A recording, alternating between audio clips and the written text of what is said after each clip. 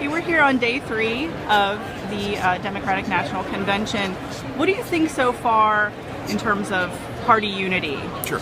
Well, I think we took a quantum leap as a party towards unity after Senator Sanders, expressly called for unity.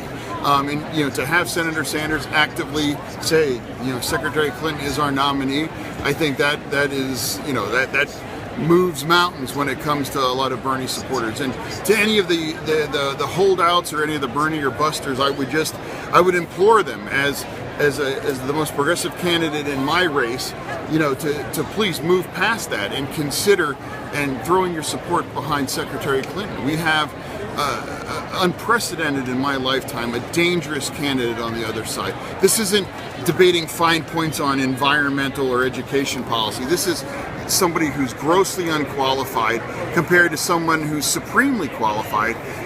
And also, I think is also important is the fact that this is the first time we can elect a woman president. So there is every reason to support Secretary Clinton, and there's absolutely no reason to vote for Donald Trump in my mind. And in Western Pennsylvania, my base, so to speak, I'm concerned because Donald Trump's message can resonate in some of these communities that have been really kind of left behind in some sense. And really what I want to do between now and Election Day is to get out and let people know, like, look, I'm from one of these communities. I'm mayor of one of these communities.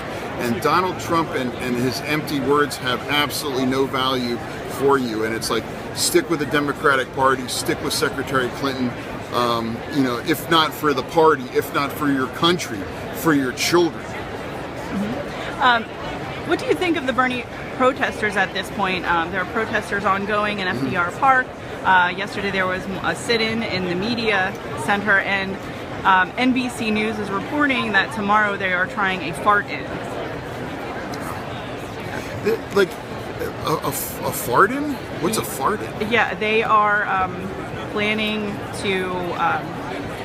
This is no joke. This is legitimate report. They are planning to eat a lot of beans and then somehow try and coordinate a fart-in. I can't think of a less dignified message for such an important movement that Senator Sanders helped start. This is not how the movement should end. Inadvertently helping elect Donald Trump. And when you attach things like fart-ins and these kind of loud, protests, all it does is empower the Republicans to further say, look, see. So yeah, I talk to everybody that has a third-party button or anybody that and I explain to them, look, this is my race. I came up short. That doesn't mean that I'm ready to burn it all down over, the few different points that we might disagree on. And Secretary Clinton is not the lesser of two evils. She's an outstanding candidate. And we have to enthusiastically support her. And if that doesn't work, I say, look, what if Bernie won? What would you want? What would you say to Secretary Clinton's supporters? And if they were like, well, no, if it's Hillary, we're going to vote, of course not. So, people have to come in line. I empathize with the disappointment, but I can't condone in any way whatsoever sitting this election out when so much is at stake. Were you on the floor last night? I was in the arena. Okay. Yeah. My wife's a delegate for Bernie. Okay. And we have both been kind of, beating the look. Bernie has called for it. Common sense calls it. Citizenship calls for it. Support Secretary Clinton in this race. What did you think of that moment last night at the end when he called for her nomination? I thought it was incredibly powerful.